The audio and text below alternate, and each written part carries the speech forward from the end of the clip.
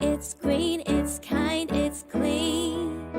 Vegan organic can feed the planet. It's safe, makes sense, serene. Vegan organic can heal the planet. Clean water, clean air, regenerate the land. We can feed the world with our hands. Clean water, clean air, regenerate the soil. We can feed the world, one and all. It's green, it's kind, it's clean. Vegan organic can feed the planet. It's safe, makes sense, serene. Vegan organic can heal the planet. Clean water, clean air, regenerate the land. We can feed the world with our hands.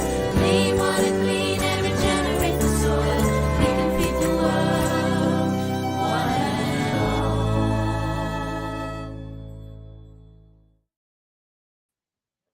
Welcome everyone to Veganic Gardeners Question Time, and what a joyful musical introduction that was there.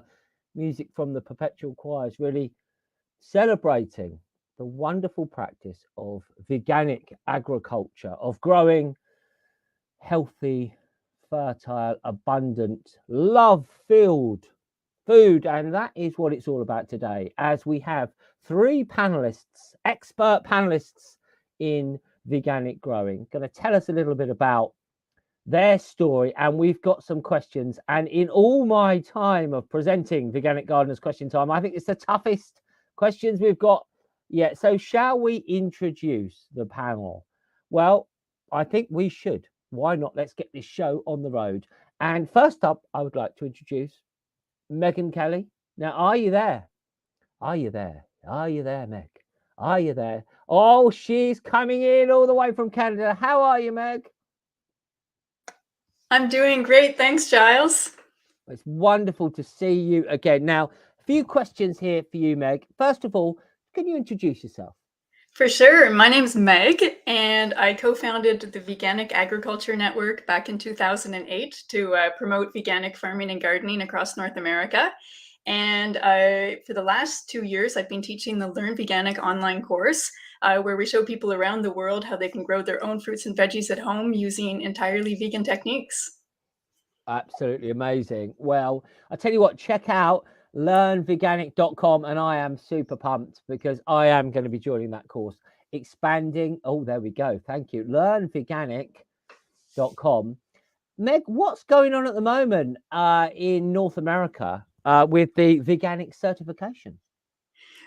Can you say that last bit of the sentence? Sorry. What's happening right now in the North American veganic scene, and any updates on the veganic certification? Oh, on the Veganic Certification Program. Yeah, so Jimmy Videlli has just launched the Certified Veganic Program for Canada and the United States. So farmers can check that out. It's certifiedveganic.org. So it's really totally new. It's only been around for a few months now, and we're really, really excited about that. And yeah, and Jimmy is also, his book is coming out in a couple of weeks, which is the Veganic Grower's Handbook, which is also, you know, a really nice addition for cold climate gardeners and farmers. So there's quite a bit going on in North America. And then, yeah, as we mentioned, we're starting our course. We're going to be teaching that starting February 15th. It's a 7-week course, and, you know, we'd love to have people come and join us. We have a lot of experience in cold climates, but we have people joining us from warmer climates too, and we all share together and share our experiences. Wonderful. Well, thank you so much, Meg. Look forward to your veganic wisdom in some of these questions. So Thank you. Our next panelist is about to join us now, Sparrow. And I tell you what, you sometimes see a photograph of someone and think to yourself, I like the look of this guy. And that's what I thought when I first saw this guy. So welcome, Sparrow. How are you, my friend? Thank you. So, yeah, I'm Sparrow. I currently head grower at Tolhurst Organics, which is a stock-free organic farm that has been farming in such way in this particular place for the last 30 years, but around 40 years in total. So the farm manager is Ian Tolhurst, who if you into veganic, then you probably have come across him at some point or another. And yeah, before that, I was growing on another farm veganically as well in Yorkshire. And before that, I started in biodynamics, which is not very veganic, but I do still believe Yep. you can make it vegan. So what is it like being the head gardener at Tolhurst Organic? Yeah, it's taken me a while to get here, but it is was kind of a bit of a dream to be here and working alongside Tolly. And yeah, sometimes after just, I'm just really grateful to be here. You learn a lot. I mean, the practical side of things is the great thing is he's there all the time. So if you don't know something and you're not sure, you've got like a lot of wisdom that you can draw upon. I mean, 40 years experience is an amazing sort of bank of wisdom to be able to tap into whenever you need to. So yeah, no, I'm super grateful. It's hard work, but it's very rewarding. 100%. And then finally, you mentioned about this situation with the biodynamic movement, and I know that you're a talk that you're doing about why veganic can't be biodynamic. Just a few words about that from you.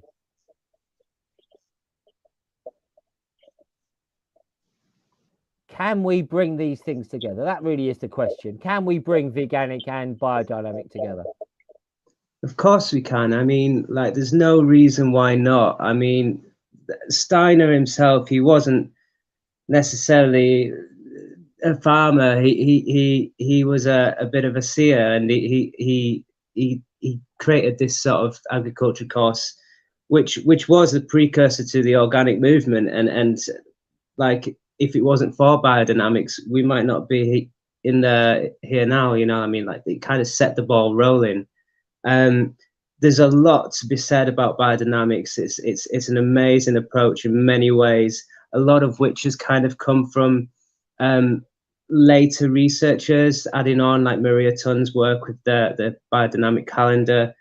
The deeper you go into it, the more it talks about like astral and ethereal energies working together, and the idea of having to have animals present is for this astral, this interaction, as you will, between the animals and the human being, the exchange of energy. So it becomes a very spiritual and approach. But for what I would say is that wild animals must have a far higher quality astral energy than any domesticated docile animal that you've bred to basically get in that situation. So yeah, I mean, for me, it's a no-brainer. It makes sense to work together and move forward.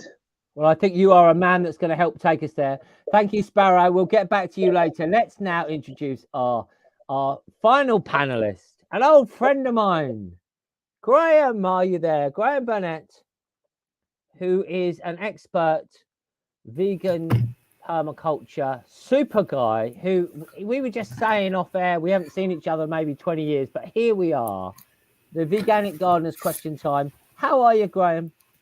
Yeah, I'm good. Yeah, it's good. I think the last time I saw you had hair, and I probably did as well. So that just shows how long ago it was. But yeah. It does actually show our age there, and also how long we've been sticking at it. But maybe I don't know if the veganic diet is good to regrow hair. I'll have to try that. Now, you're a busy man. You're an amazing writer. You're an amazing teacher.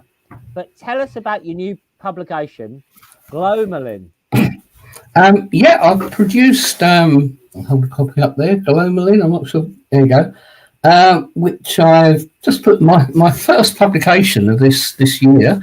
Came together very quickly, really. I've just got this kind of idea. Well, maybe give a little explanation where the name comes from. I guess you and most listeners are going to be familiar with the concept of mycorrhizal fungi or mycorrhizal relationships in the soil, where basically the joining of fungi and plant roots for beneficial connections. And, 'cause obviously the fungi needs the carbohydrates that the plant produces. The plant needs all these other nutrients that the fungi can access. And they have this like wonderful symbiotic mutual aid relationship. But it was fairly recently discovered that a soil scientist in America, Sarah Wright, discovered this, that as a kind of byproduct of this conjunction between plant root and fungi, it produces this glycoprotein called glomalin. It was only discovered in 1996, I think, and that actually is one of the things that actually holds the soil together. It's this component, the glue is kind of a sticky substance that holds the soil together. But maybe more significantly, it massively increases the capacity of soils to hold carbon. If glomalin is present in the soil, then it can lock up something like 45% more carbon in the soil when it's not there. So that kind of felt like a bit of a metaphor for me, because you've got this kind of beneficial relationship, symbiotic mutual aid relationship. And what are the lessons we can learn, in how we organise human societies? So the kind of metaphor there is not only is it, mutual benefit and we both do well and have a one-to-one relationship, actually throws out all these other mutual benefits that we're not even possibly aware of. So I saw that as kind of a metaphor, which is why I chose that name for the magazine. And the kind of the strap line there, if you can read that, is "Another world is possible." So that's kind of the theme of the magazine. And the first issue is all around kind of community orchards and fruit growing and stuff like that. So it's kind of bringing together kind of art, writings, essays. I'm not quite sure where it's going to go next, but I thought I'd just get one out. And keeping that kind of fanzine ethic that I kind of, from 40 odd years ago when I was a punk rocker, so kind of trying to keep that, it's like instead of having interviews with punk bands, it's all about orchards and apples and veganic growing and stuff like that instead. So anyway, that's probably enough about glomalin for now. I tell you what, Graham, I'm going to order my copy at the end of the show. I tell you what, panel, we have been given so many questions. I think we should get into the questions now. What do you think? I think we should get into answering some questions, because I think there's a record amount, and it indicates the interest that we've got in veganic growing now. Just people kept sending the questions even today. We want more, so let's see if we can get through some of them, shall we? Okay, so I'll call upon the great Mysterio of our production team, or should I just ask it? I'll just ask it. This is a powerful question, right? Oh, here we go. Oh, there we go. I've recently built a good-sized pond in my garden in Kent. Are there any edibles I can grow in it other than watercress? Thanks. By Jason. Anyone want to go at that, panel? What could he grow in his pond? Okay, Meg? Sure. Well, I think one of the most important things to look at is what can grow at different depths, because, what you can grow in kind of that boggy, interface between land and water is different from what you're going to grow a little bit deeper versus something that's going to be growing in much deeper water. But one thing to look into is cattails. I think that they're called something different in England. I think they might be called reed mace or bulrushes.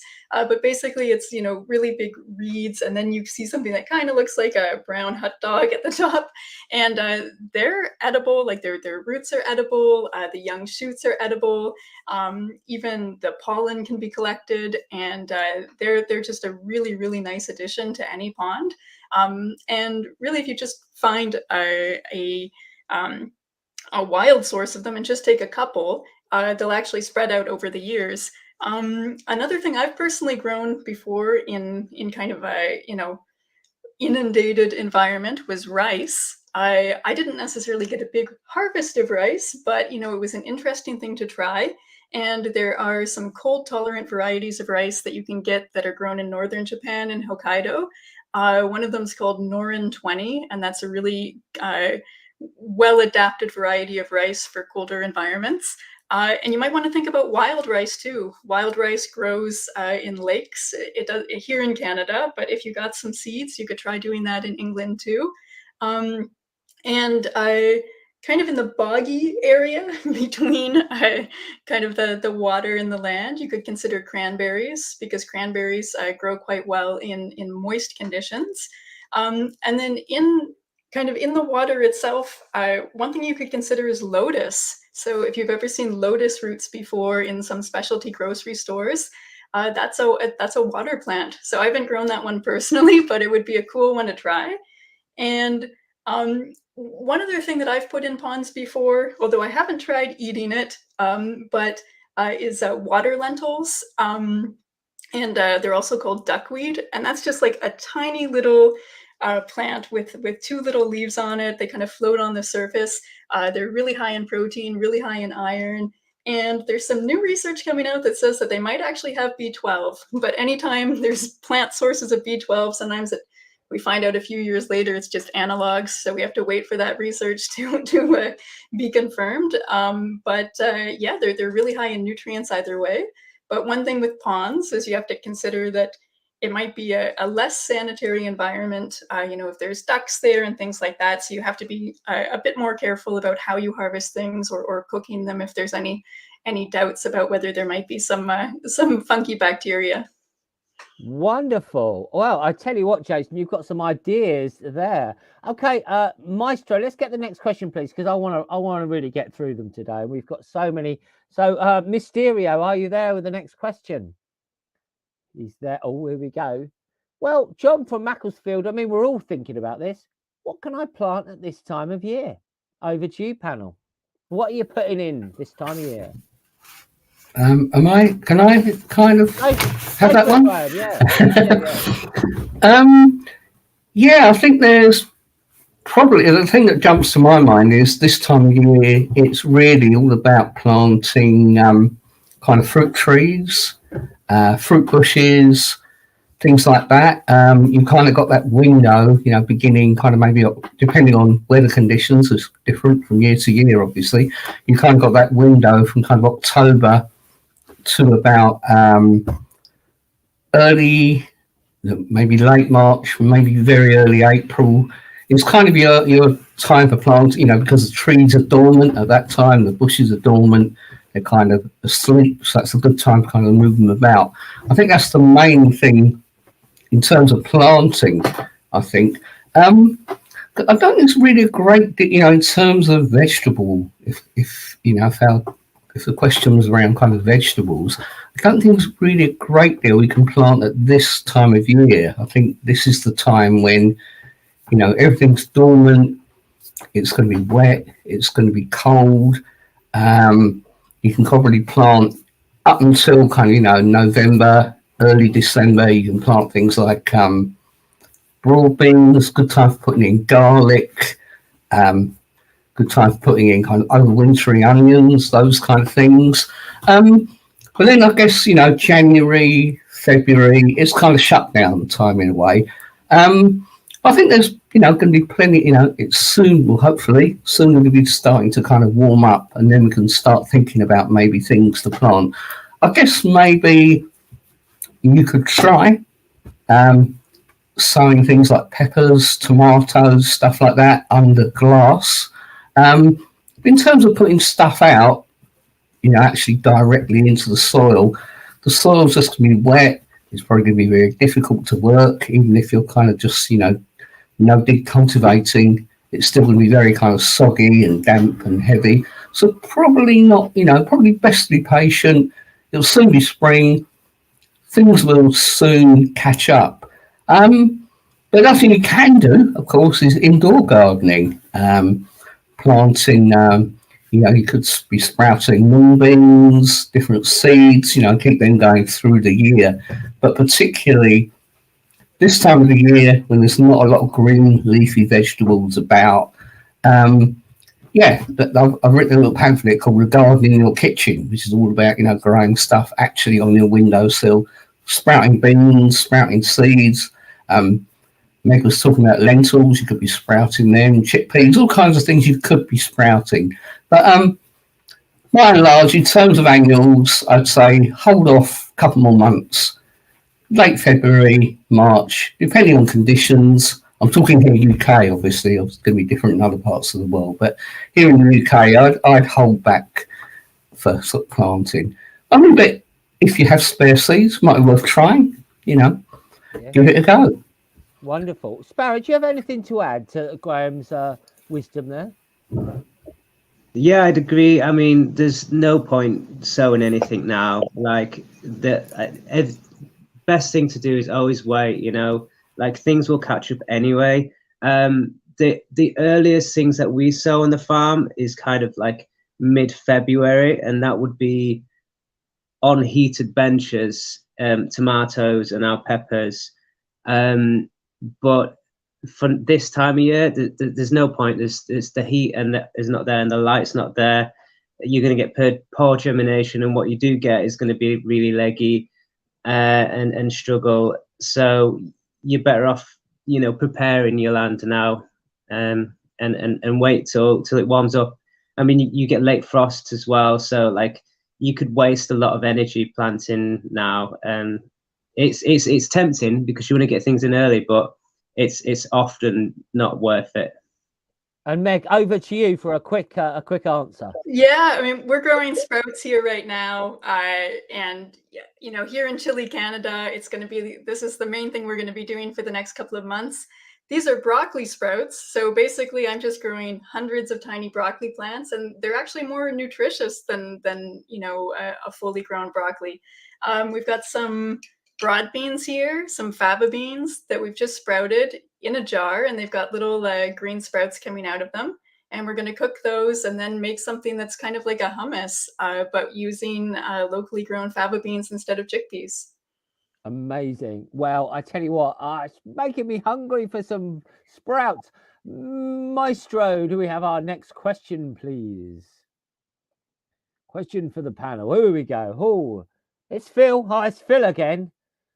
The general recommendation for green manures is that they should be cut or dug in before flowering. I leave most of mine to flower, then die, as I suspect that most of the useful nutrients are withdrawn into the roots, then become available to other plants. Am I sadly deluded? And if so, where do these nutrients go? Well, Phil, panel, anyone got any ideas about this? Where do they go? Do you have to do it before flowering? Yeah, I could say something. Please do, Sparrow. Yeah, we leave all of our green manures to flower. Can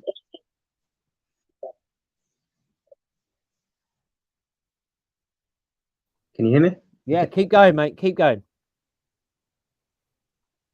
So yeah, most of the nutrients will just stay in the plant. So you do right to leave it and let it die.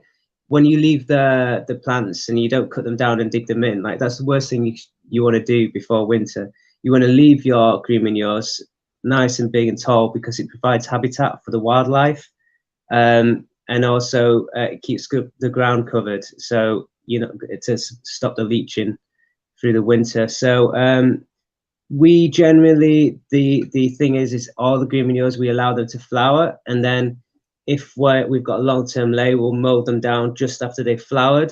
We'll always hopefully have like one part of the farm that's in flower at any time to provide for the pollinators. The nutrients are going to stay in the plants. Like, I mean, mowing them down just going to accelerate the intake, the uptake. So if you want, you know, before you plant into it, then yes, mow it down. That will be dragged down by the earthworms, and then the nutrients become available to the crop that you're going to plant. But if you're just leaving it going into winter, then leave it there, and so that the nutrients will become available when you need them, and they won't be leached away if you've mowed them in and turned it in before winter. Brilliant. Very sound advice there. Anyone else want to add anything to that? I think that was. I guess I would just mention the person said that they went to flower and then they would kind of let them die. And I guess just to be careful of letting things go to seed if you don't want them to self-seed, because, you know, something like buckwheat, if you let it flower and then let it die without cutting it down, it might create a lot of seeds, and you might not be too happy about it the next year. So you just want to keep an eye out on that and make sure it corresponds with whatever you're trying to achieve. Yep, wonderful. Okay, shall we move on then to the next question, please, Maestro? Here we go. It's exciting, isn't it? Oh, here we go.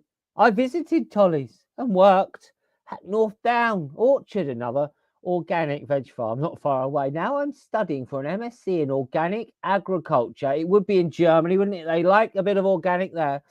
And I keep telling everyone here about the fantastic potential. Yes, that's right, of stock-free organic growing that Tolly has spearheaded.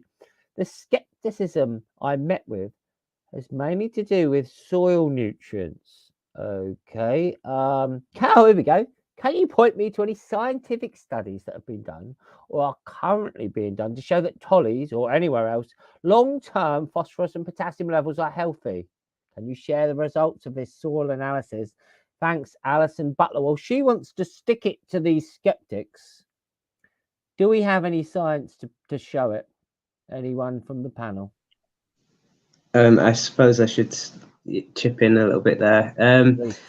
So basically, there has been soil analysis done pretty much every year since the farm's been going, and over the 30 years of continuous cropping, quite intensive continuous cropping of vegetables here at Tolhurst Organics, the P&K has actually gone up. So there is strong evidence there that actually stock-free is actually beneficial, and so I mean those records are kept here. I mean, I suppose there's some way we could, Tolly might be able to share them in the future.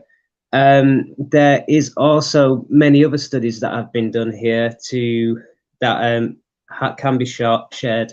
There was a company called AgriCarbon that came here last year, and they took around 1,000 samples, like profiles, deep down into about a meter into the ground. And they basically have a vehicle that's modeled on the Mars rover, and they brought it here, and I think it's called the Earth rover, of course.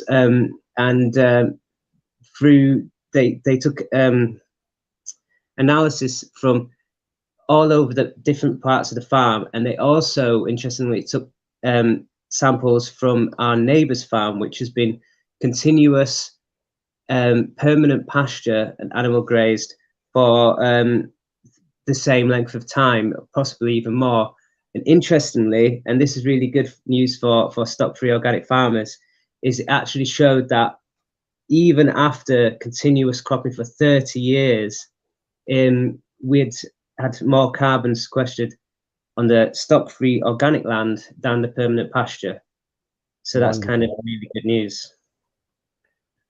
Absolutely. Well, that is a very good to hear. I just say to the question, the person that asked the question as well, just make sure you read Dave Darlington's book, the book with the worst cover ever and one of the best contents. Okay, so Dave's just got into it very deeply. I've just been messaged, panel, by the Maestro, and this is a question I'd like you to all, answer, because I think it's a very key question, a very important thing. Is veganism the key to creating a thriving planet, or is it all about overthrowing the capitalist system? And what role does veganic growing and stock-free organic farming play in this? So shall we just go around? Maybe Graham, would you like to start? Age before beauty. Oh, thank you. Yeah, I guess in a way, maybe we need to turn the question around a little bit. Can kind of capitalist animal agriculture, industrial agriculture systems continue feeding the planet? I would say probably not. I think we're in interesting times. That was it a Chinese proverb? It's a curse, isn't it, to live in interesting times?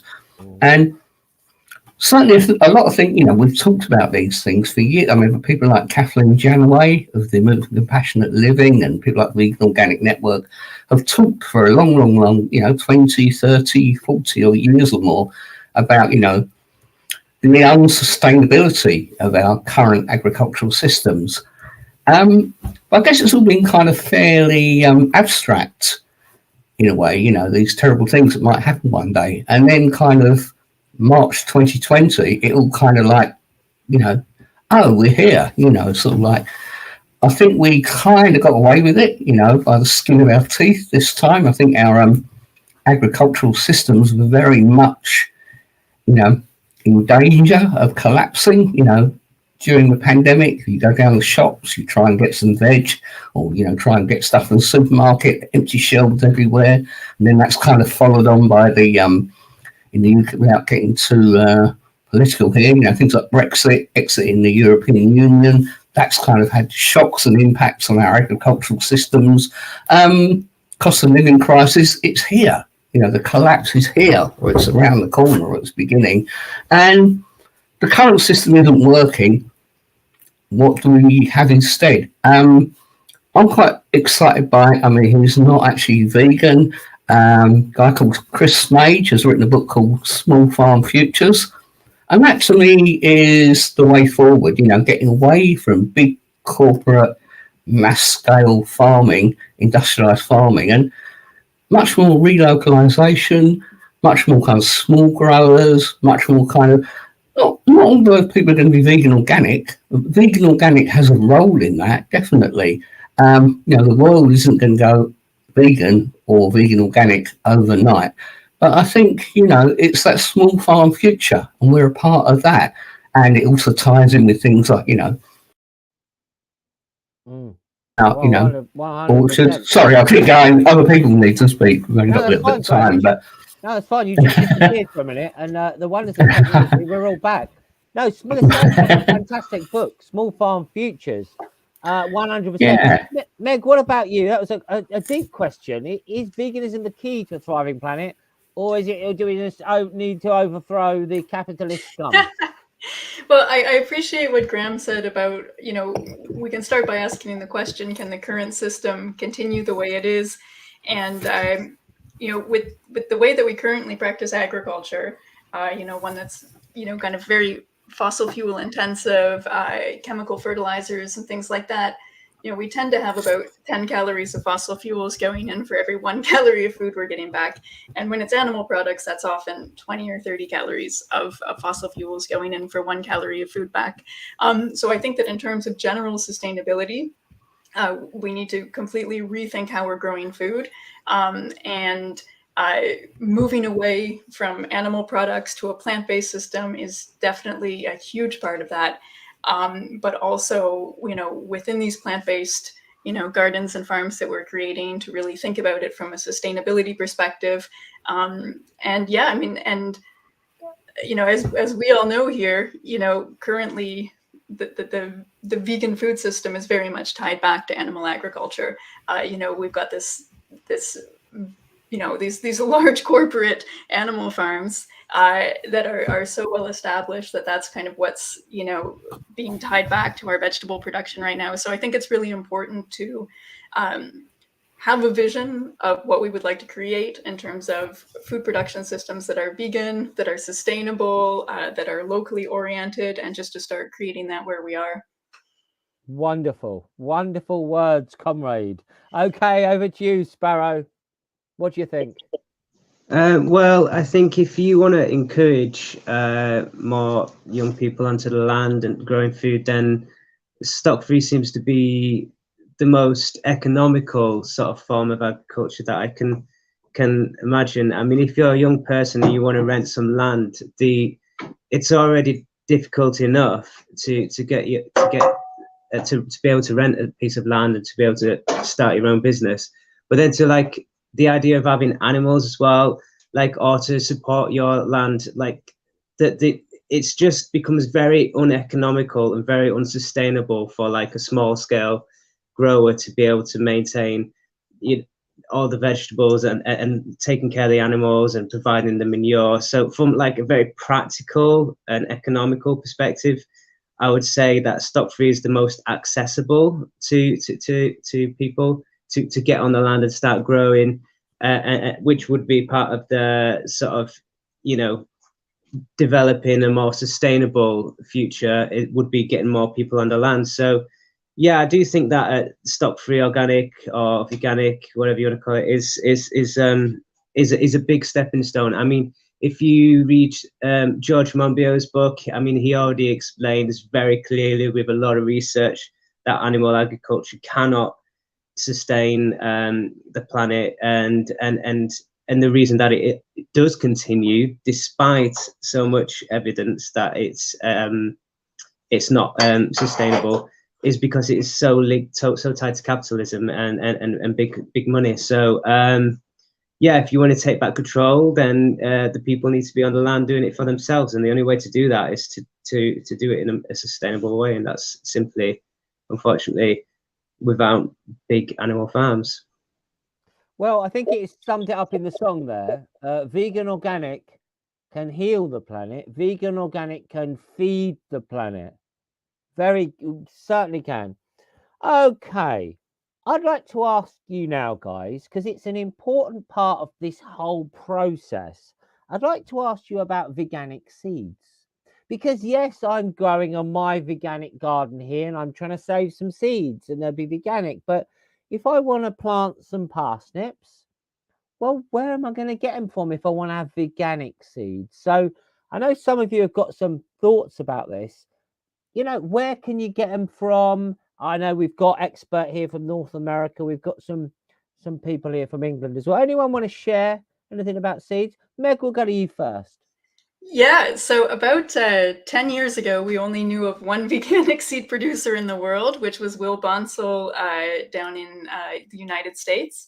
But it's really encouraging to see that there's some new veganic seed producers who are starting.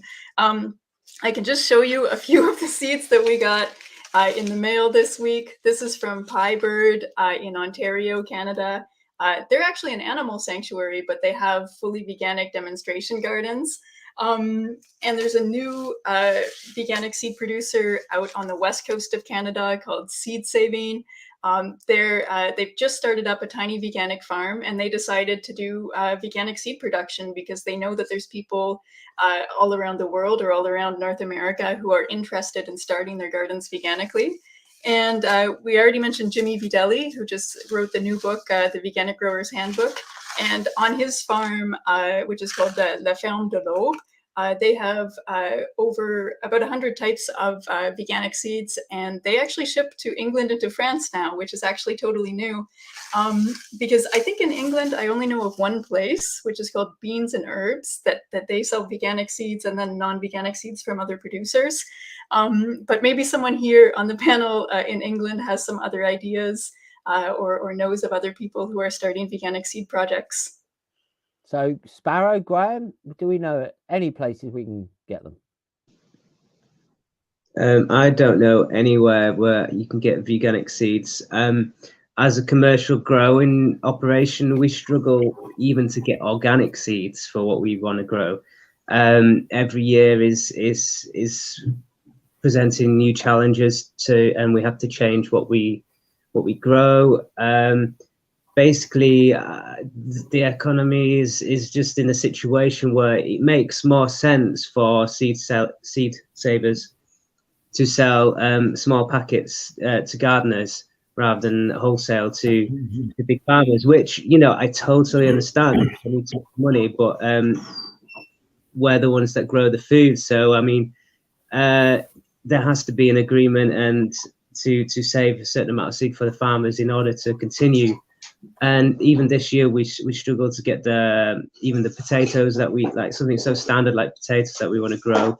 I mean, if you were, like, for example, there's one variety of Brussels sprouts available, and that's it, organic, like nothing else. So we're very much restrained to what we can do. We'd like to. I mean, I really think that all farms need to be saving their own seed, but we have had this discussion many times on the farm about trying to save our own seed. We already struggle with the amount of labor, time and energy that it takes to just grow the food, to then add the seed saving as well. It's something that we need to do at some point because we're finding we can't get the seed. But we need to reevaluate and rethink how we're going to do that, how we're going to pay for the labour and the time and the energy. Yeah, no, fair play, mate. Graham, anything you'd like to add to that? Yeah, I guess really just echoing what Meg and Sparrow have both said. Yeah, the only company that springs to my mind that kind of sells that would consider themselves vegan organic is beans and herbs. I'm not aware of any others. Yeah. But I guess on the smaller scale, you know, Sparrow's talking about maybe slightly bigger scale than the home grower. I guess a lot of, you know, seed swaps and people are just, you know, saving their seed. And I guess a lot of that is kind of vegan organic by default, really, you know, and That, I think that's I guess also, I guess we can't really, in this stage, be too kind of pure about it all as well. You know, you get your seeds from where you can get them from, and supporting small growers, even if they're not 100%, you know, vegan organic. I'd still prefer to support, you know, the smaller seed companies and, you know, buy from them rather than the big corporates. And no, you're right. We can only do what we can do with love in our hearts. Now, I think we've hopefully got time for a few more questions. Now, what we're going to do for these ones is panel. So it's going to be the first hand up, all right, and then you can answer the question. We're just going to move on to the next question because we got so many people ask questions. So we've got 4 minutes. Let's go. Maestro, please, the next question. It will magically appear. If not, I have a list of questions. Oh, here we go. I have a large greenhouse. Thinking of building a smaller plastic one inside this. I've thought of this myself, so I can grow crops that need even warmer conditions. What are you after, Nikki? Has anyone tried this, or can you recommend plants that need this extra protection and heat? Okay, anyone? Oh, there we go. I can't see anyone. Oh, anyone want to go for that? A greenhouse in a greenhouse? Well, I'm going to talk about it myself then. I'm going to talk about it. Yes, I think it's a great idea to have a greenhouse within a greenhouse and to create that super warmth. In actual fact, I've done it myself. I built a greenhouse. I built a little, well, not really a greenhouse, but a little area in it. And to grow some herbs. That's what I've been doing, to grow some herbs. Next question, Maestro. We got that one about sweet potatoes. Oh, here we go. What are your thoughts about bokashi? I don't know if I pronounced that wrong. Composting. I've used it for many years in my farming. About 100 square meters of land. It's Frederick from Sweden. Anyone got any thoughts on bokashi? Okay, Meg, go for it. So for anyone who doesn't know what bokashi is, it's basically an alternative to composting where you take all of your food scraps and you ferment them. So you're basically turning your food scraps into pickles. I haven't practiced it myself because I have a compost bin and I find it just easier to do regular composting. But Giles, I know we spoke the other day about how you have you know, all of your food scraps inside in a bucket for a long time until it gets smelly, and because you're not too close to your compost bin. So someone in a situation like that might benefit from doing bokashi, which is basically pickling your veggie scraps, and then you can either compost them or kind of bury them in under the soil. But one thing I want to point out is that not all bokashi starters are vegan, because bokashi involves bran that's basically been inoculated by some beneficial bacteria, and sometimes that process ends up using animal products like dairy products. If you go onto YouTube and you type in how to make vegan bokashi, somebody's put up a video about how you can basically make your own bokashi starter at home, basically creating your own microorganisms and using vegan starting materials and then inoculating the bran. So yeah, just want to say it's not necessarily veganic by default. You have to make your own or ask the company how they're making it. Wonderful. Well, there we go. Now, I've just received a message from Maestro, from Mysterio, and he said to say thank you so much to the panelists. If we didn't answer your question about growing sweet potatoes in Manchester and all these other things that you wanted to know. We'll get to those on the next Veganic Gardeners Question Time. I'd like to thank Graham, Sparrow and Meg for your wonderful wisdom. And I'd also like to thank the Vegan Organic Network for hosting these fantastic events. I'd like to thank Dan, Mysterio Maestro, and please do go to veganorganic.net. Support the work of Von, who are really bringing together this wisdom from all around the world. Sign up for their newsletter, become a member, and let's celebrate love, peace, and harmony in our world. And don't panic, because it is veganic. It's me, Giles Bryant, signing off for the Vegan Organic Network. Thank you, panel. Thank you very much. Thank We'll you. see you again. God bless Take you care. all. And I'm going to go and have some nice veganic supper.